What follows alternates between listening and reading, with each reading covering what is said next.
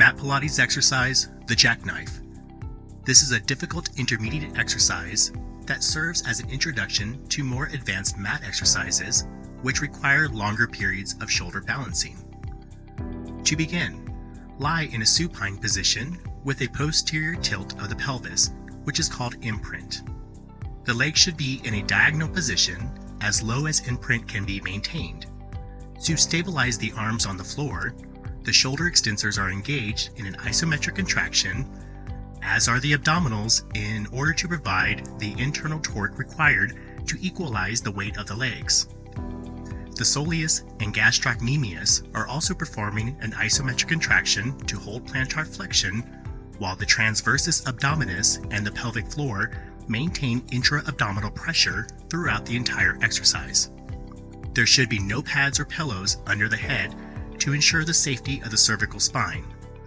Also, if the legs are too low in the starting position and the abdominals are not strong, the lumbar spine will be pulled into an increased extension. This means that the internal torque from the hip flexors cannot equalize the external torque from the weight of the lower body. The starting position should always be tension-free to avoid unnecessary overexertion.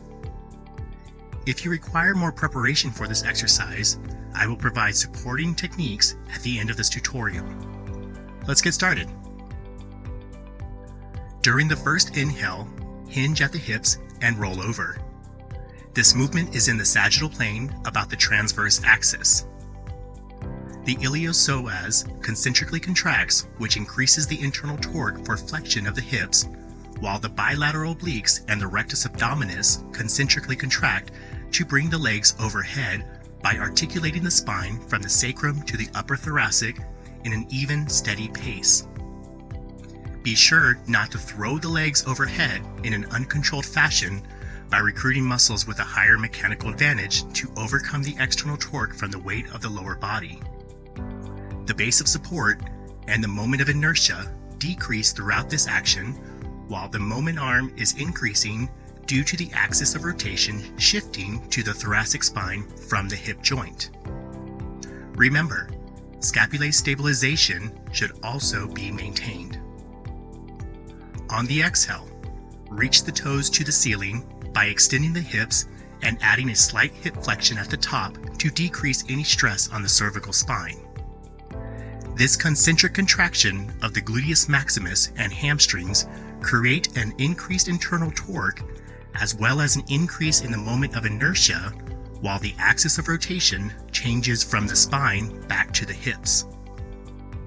This position is now held during the next inhale, where the base of support is at its smallest.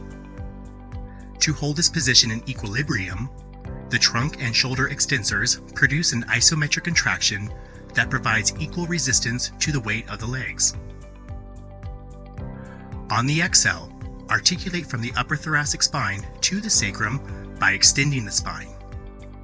The bilateral obliques and the rectus abdominis perform an eccentric contraction to control placement of the legs and trunk back to the floor in an even, smooth, and steady pace as the axis of rotation shifts back to the spine from the hips. The moment arm and moment of inertia decrease while the base of support increases. The gluteus maximus and hamstrings should also maintain isometric contractions equaling internal and external torque about the hip joint. Commonly, the external torque in this step can be too great for the scapula stabilizers, and the head, shoulders, and upper spine will lift off the floor in an effort to control the roll down. The hips quickly increase their flexion in order to decrease the moment of inertia and the moment arm to prevent the head and shoulders from lifting. Another typical mistake is to articulate at a fast pace. The pace should be even and controlled throughout the entire exhalation. As the exhale continues, the legs return to the starting position. Once the spine articulates all the way back to the floor, the gluteus maximus and hamstrings increase the internal torque to extend the hips back to the diagonal position. Remember, lower the legs only as far as imprint can be maintained.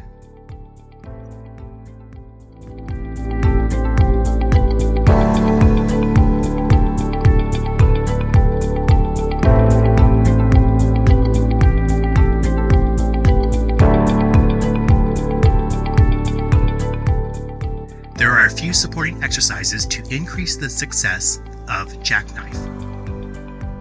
These exercises include lower and lift on the arc barrel and variations of the rollover and jackknife exercises while on and off of the stability chair. In regards to the lower and lift on the arc barrel, on the exhale, maintain trunk and scapulae stabilization through hip flexion. On the inhale, flex at the hips while hinging the legs towards the torso. With the hips supported by the arc barrel, the moment of inertia and moment arm are decreased. This exercise serves as an effective way to gain control and strength in the abdominals. After mastering rollover on the arc barrel, the difficulty can be increased by removing the arc barrel. The next supporting exercise is the rollover prep. This movement helps gain strength in the abdominals to overcome the external torque that the weight of the legs and trunk create in the rolling over portion of the jackknife exercise. To begin, the legs are externally rotated in a diamond shape.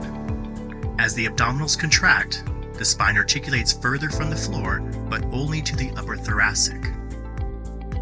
The rollover, which is similar to the jackknife exercise, excluding the hip extension and the shoulder balance, decreases the eccentric load on the abdominals as the spine rolls down to the floor due to an increased hip flexion. Again, with the hips on the arc barrel, the moment of inertia and moment arm are decreased significantly, which makes the rollover and roll down easier. Additionally, this exercise has a reverse breath pattern to that of the jackknife, which also increases the value as a supporting movement by increasing difficulty. To build stabilization of the scapulae, arc resistance from the stability chair is utilized. The rollover and the jackknife exercise can be performed with the assistance of the chair's springs.